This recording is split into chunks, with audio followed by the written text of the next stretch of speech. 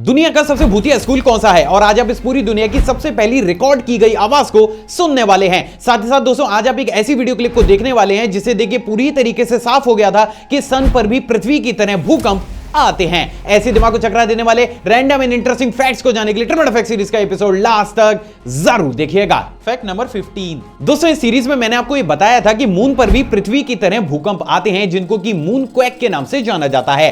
लेकिन क्या आपको पता है कि ये चीज सिर्फ पृथ्वी और मून तक ही सीमित नहीं है। असल में दोस्तों 27 मई साल 1998 में नासा के विशेषज्ञों के सामने एक ऐसी वीडियो फुटेज आई जिसमें सन के सरफेस पर कुछ इस तरीके की सेस्मिक वेव्स को क्रिएट होता हुआ रिकॉर्ड किया गया। जब इन वेव्स पर ज्यादा रिसर्च की गई तो यह पाया गया कि ये वेव्स भी अर्थ की तरह ही सन के इंटीरियर में सन क्वैक को क्रिएट कर रही हैं। और उसी के बाद से ही ये वीडियो क्लिप दुनिया की पहली और अभी तक की इकलौती ऐसी वीडियो क्लिप है जिसमें किसी भी सन क्वैक को रिकॉर्ड किया गया है। तो आप ये कह सकते हैं कि अभी अभी आपने कुछ रेयर तो जरूर देखा है। Fact number 14।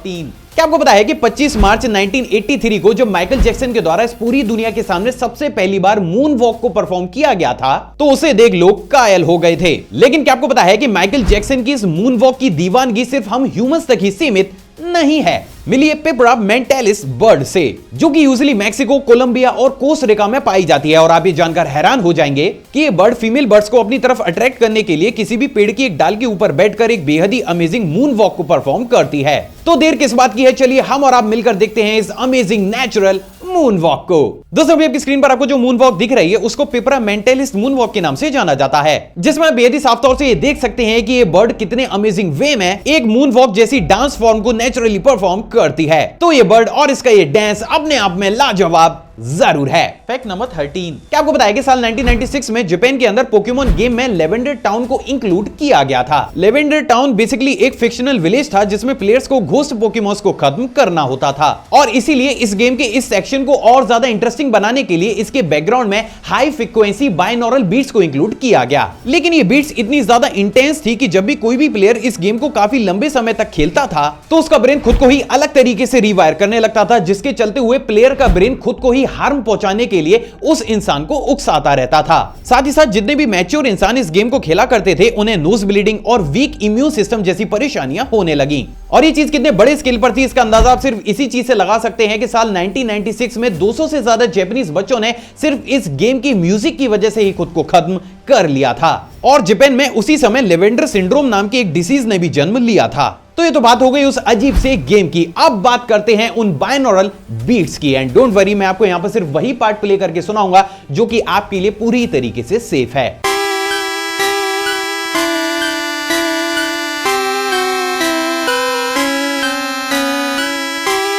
Fact number 12। क्या आपको पता है कि जब साल 2010 में लोगों के सामने कुछ इस तरीके के मोटराइज रोलर स्केट्स को इंट्रोड्यूस किया गया था तो लोगों ने इस टेक्नोलॉजी को देखते ही देखते आसमान पर पहुंचा दिया था। और यही वो कारण था जिसके चलते हुए साल 2013 में इसी टेक्नोलॉजी के प्रिंसिपल्स को एडॉप्ट करते हुए उसमें थोड़े बहुत चेंजेस के साथ हॉवरबोर्ड्स को भी मार्केट में उतारा गया। एंड एज अ रिजल्ट हॉवरबोर्ड्स भी ऑलमोस्ट सभी कंट्रीज में बहुत बड़े स्केल पर फेमस हुए। और इसीलिए प्रेजेंट डेट में इस टेक्नोलॉजी को फ्यूचर की टेक्नोलॉजी मानकर इससे काफी ज्यादा उम्मीदें भी जताई जा रही हैं।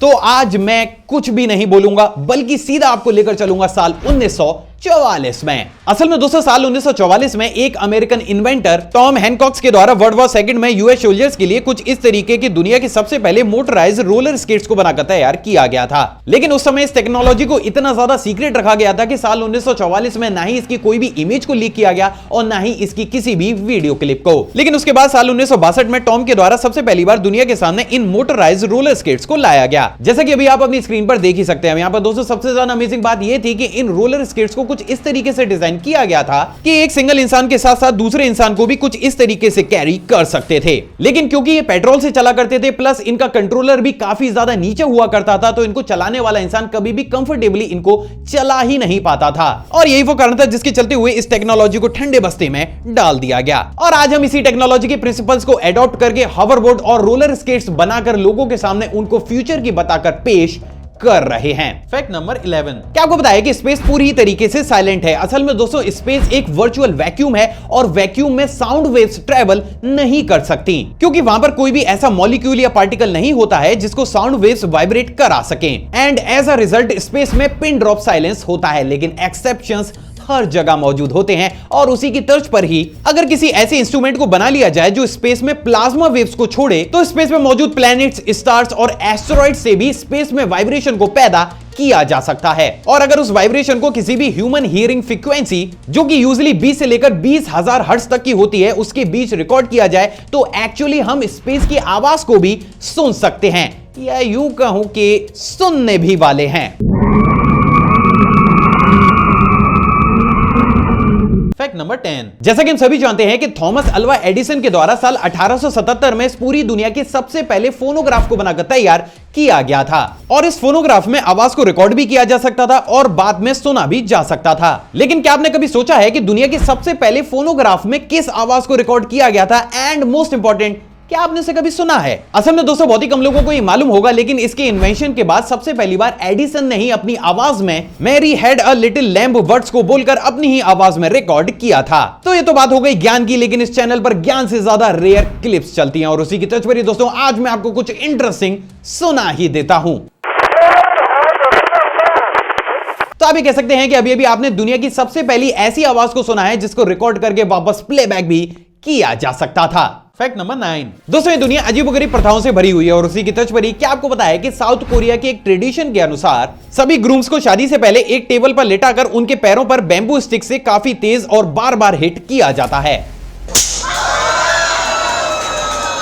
ऐसा सिर्फ इसलिए किया जाता है दोस्तों क्योंकि साउथ कोरियंस के अनुसार ऐसा करने से ग्रूम अपनी जिंदगी में आने वाली रेस्पॉन्सिबिलिटीज को उठाने के लिए काफी ज्यादा मजबूत हो जाता है। अब आप इस वीडियो को पॉज करके कमेंट करके जरूर बताइएगा कि अगर इस प्रथा को इंडिया में इंक्लूड किया जाए तो यहां पर उसका क्या अंजाम होगा। फैक्ट नंबर 8, दोस्तों अगर आप गूगल पर world first self driving vehicle को लिखकर सर्च करेंगे तो आपके सामने एक नाम आता है और वो है पार्क शटल। असल में दोस्तों according to Google park shuttle दुनिया का सबसे पहला सेल्फ ड्राइविंग व्हीकल था जिसको कि फरवरी 1999 में नीदरलैंड्स की सड़कों पर उतारा गया था। लेकिन क्या आपको पता है कि इस कार से पहले भी इस दुनिया में बहुत सी ऐसी कार मौजूद थी जो खुद से ही चल सकती थी, लेकिन लोगों को उनके बारे में पता तक नहीं है। तो चलिए आज इस टेक्नोलॉजी के इतिहास से भी पर्दा हटा ही देते हैं। असल में दोस्तों साल 1958 में जनरल मोटर्स के द्वारा इस पूरी दुनिया की सबसे पहली सेल्फ ड्राइविंग कार को इंट्रोड्यूस किया गया था जिसके कॉन्सेप्ट को साल 1939 में नॉर्मन बेल के द्वारा लिखे गए कॉन्सेप्ट से एडॉप्ट किया गया था। लेकिन इस कार के साथ सबसे बड़ी प्रॉब्लम यह थी कि ज्यादा ट्रैफिक या फिर कंजेस्टेड जगहों पर इसे कुछ इस तरीके से माउस की मदद से कंट्रोल करना पड़ता था।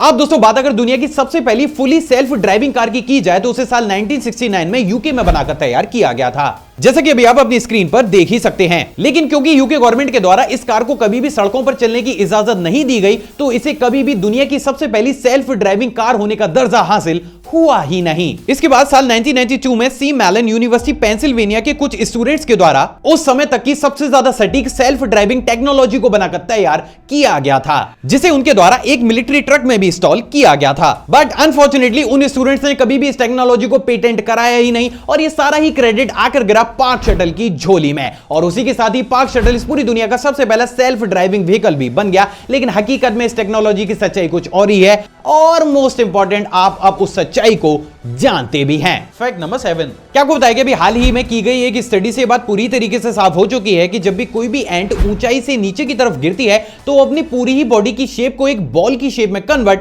कर देती है ताकि वो अपने हेड और अलग अलग ऑर्गन्स को किसी भी प्रकार के डैमेज से बचा सके। इट्स जस्ट लाइक जब भी हम गिरते हैं तो हम सबकॉन्शियसली अपने सर को अपने हाथों से कवर कर लेते हैं। तो ये तो बात हो गई स्टडी की जिसके आर्टिकल्स आपको कहीं पर भी देखने को मिल सकते हैं, लेकिन आखिर इस चीज का प्रूफ क्या है? एंड ऑनेस्टली अगर आप इस चैनल पर आए हैं तो आज आप इस चीज का अपने साथ प्रूफ भी जरूर लेकर जाएंगे। दोस्तों अभी आपकी स्क्रीन पर आपको जो वीडियो क्लिप दिख रही है उसमें एंट्स को एक ऊंची जगह से नीचे की तरफ गिरता हुआ दिखाया जा रहा है जिसमें आप बेहद ही साफ तौर से ये देख सकते हैं कि जब सिचुएशन एंट के हाथों से निकल जाती है तो वो अपने को बचाने के लिए कितनी तेज स्पीड के साथ अपनी बॉडी की शेप को चेंज कर लेती है। तो आप ये कह सकते हैं कि अभी अभी आपने कुछ इंटरेस्टिंग तो जरूर देखा है। फैक्ट नंबर 6, जैसे कि हम सभी जानते हैं कि जब भी हम ज्यादा स्पाइसी फूड को खा लेते हैं तो हमारी नाक से पानी बहने लगता है, लेकिन आखिर हमारा तीखा खाना और नाक से बहने वाले पानी का आपस में क्या कनेक्शन है? असल में दोस्तों बहुत ही कम लोगों को यह मालूम होगा, लेकिन ऑलमोस्ट सभी स्पाइसी मसालों में कैप्सिएसिन नाम का एक केमिकल कंपाउंड मौजूद होता है जिसकी वजह से हमारे मुंह में बर्निंग, इचिंग और इरिटेशन होती है। अब दोस्तों जैसे ये कंपाउंड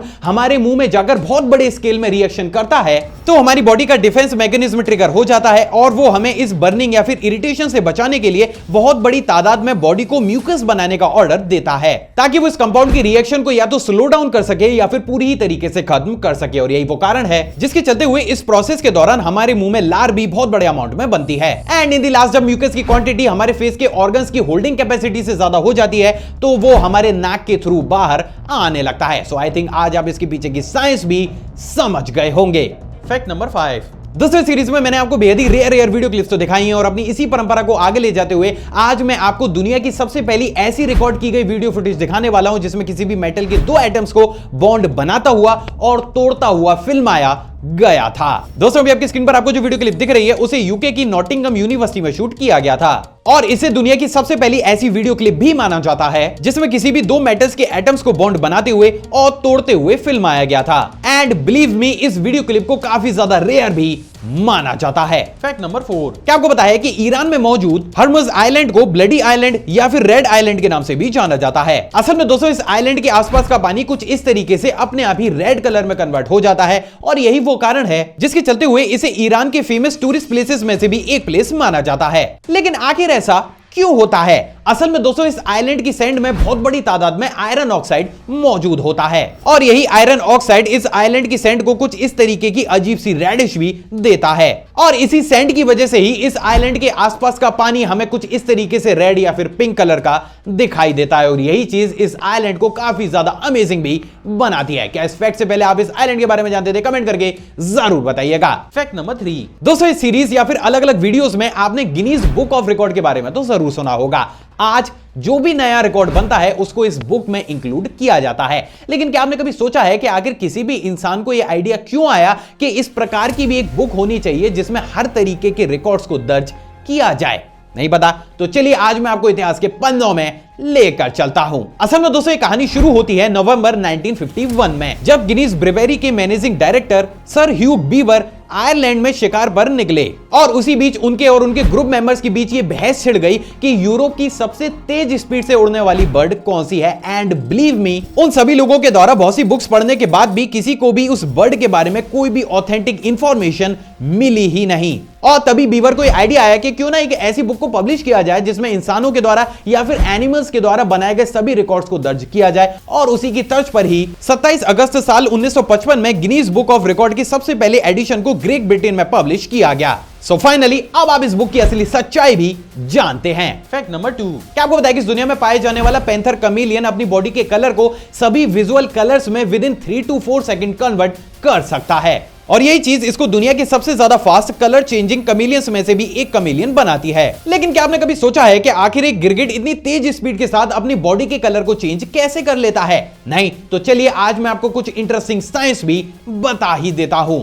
असल में दोस्तों सभी कमीलियंस की बॉडी के ऊपर आइरिडोफोरस नाम के सेल्स बहुत बड़ी तादाद में मौजूद होते हैं और ये सेल्स ठीक वैसे ही काम करते हैं जैसे कि एक प्रिज्म करता है। अब अगर आपने किसी भी प्रिज्म को ये देखा है तो आपको ये मालूम होगा कि एक स्टैंडर्ड प्रिज्म व्हाइट कलर की लाइट को अलग अलग कलर्स की लाइट में सेपरेट करके उन्हें बेंड करके अपने अंदर से होकर जाने देता है। अब बात अगर गिरगिट के आइरिडोफोरस सेल्स की जाए तो ये भी अपने साइज को अलग अलग एंगल और शेप में छोटा या फिर बड़ा करके किसी भी व्हाइट लाइट को अलग अलग कलर्स की लाइट में रिफ्लेक्ट कर सकते हैं। आप जैसे ही गिरगिट किसी भी कलर के ऊपर अपने पैरों को रखता है तो उसकी बॉडी में मौजूद कलर डिटेक्टिंग रिसेप्टर्स तुरंत ही उसके नर्वस सिस्टम को यह बता देते हैं कि उसके आसपास कौन सा कलर मौजूद है, जिसके चलते हुए उसका नर्वस सिस्टम आइरिडोफोरस सेल्स को उसी कलर के अकॉर्डिंग छोटा या फिर बड़ा करके उनसे उसी कलर को रिफ्लेक्ट कराने लगता है। एंड एज अ रिजल्ट कोई भी गिरगिट अपनी बॉडी के कलर को एक सिंगल या फिर मल्टी कलर्स में बेहद ही आसानी से चेंज भी कर लेता है। सो फाइनली अब आप इसके पीछे की असली साइंस भी जानते हैं। Fact number 1। दुनिया का सबसे भूतिया स्कूल। दोस्तों अगर आप इस टॉपिक को इंटरनेट पर सर्च करेंगे तो आपको एक नाम ऑलमोस्ट सभी जगह पर देखने को मिलेगा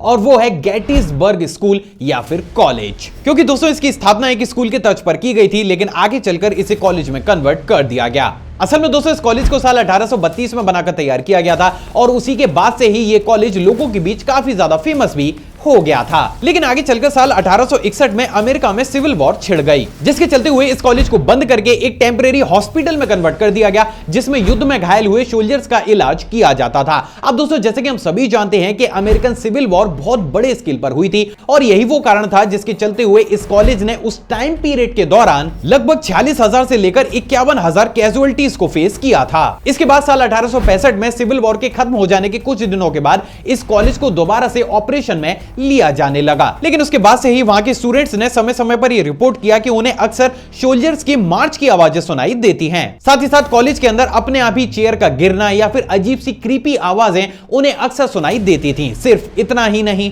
बल्कि इस कॉलेज के बारे में सबसे प्रसिद्ध एक स्टोरी के अनुसार कि इनिशियल स्टेज पर जब इस कॉलेज की लिफ्ट का किसी भी स्टूडेंट या फिर टीचर के द्वारा इस्तेमाल किया जाता था तो अक्सर लिफ्ट ऊपर जाने के बाद भी बेसमेंट में ही खुला करती थी। इट्स जस्ट लाइक कि आपको किसी ने टाइम में कैप्चर कर दिया हो। सिर्फ इतना ही नहीं, बल्कि बहुत सी ऐसी रिपोर्ट्स भी मिलती थी जहां पर लोगों ने यह कहा कि जैसे ही लिफ्ट का दरवाजा खुलता है तो उन्हें अपने सामने एक प्रॉपर हॉस्पिटल नजर आता था, जिसमें बहुत बड़ी तादाद में डॉक्टर्स और सोल्जर्स हुआ करते थे। और ये सारी चीजें देखकर जब वो घबराकर अपनी लिफ्ट को वापस बेसमेंट में लेकर जाते थे तो वो सारी चीजें अपने आप ही गायब हो जाती थी। और यही सारी चीजें मिलकर इस कॉलेज को अभी तक दुनिया का सबसे ज्यादा अजीब कॉलेज भी बनाती हैं। अब दोस्तों, यहां पे सबसे ज्यादा अमेजिंग बात यह है कि प्रेजेंट डेट में भी इस कॉलेज को लोगों के लिए खोला जाता है, लेकिन समय के साथ ये सारी ही चीजें यहां पर धीरे धीरे अब कम हो गई हैं। और आज बहुत ही टाइम पीरियड के बाद एक या दो ऐसी रिपोर्ट मिलती हैं जिसमें कोई भी स्टूडेंट किसी भी अजीब घटना के बारे में जिक्र करता है। सो फाइनली अब आप दुनिया की सबसे ज्यादा अजीब या फिर भूतिया कॉलेज के बारे में भी जानते हैं। आई होप दोस्तों आज की वीडियो आपको नॉलेजेबल लगी होगी। अगर आपको वीडियो पसंद आए तो इस वीडियो को दिल खोलकर लाइक, शेयर और कमेंट जरूर कीजिएगा। आप चाहें तो मुझे इंस्टाग्राम पर भी फॉलो कर सकते हैं, वहां भी मैं शॉर्ट फैक्ट्स और बैक स्टेज मोमेंट्स को टाइम टू टाइम शेयर करता रहता हूं, जिसका लिंक आपको स्क्रीन पर या फिर डिस्क्रिप्शन बॉक्स में मिल जाएगा। एक और फ्रेश कमाल वीडियो में आप सभी से दोबारा मुलाकात होगी दोस्तों। जय हिंद।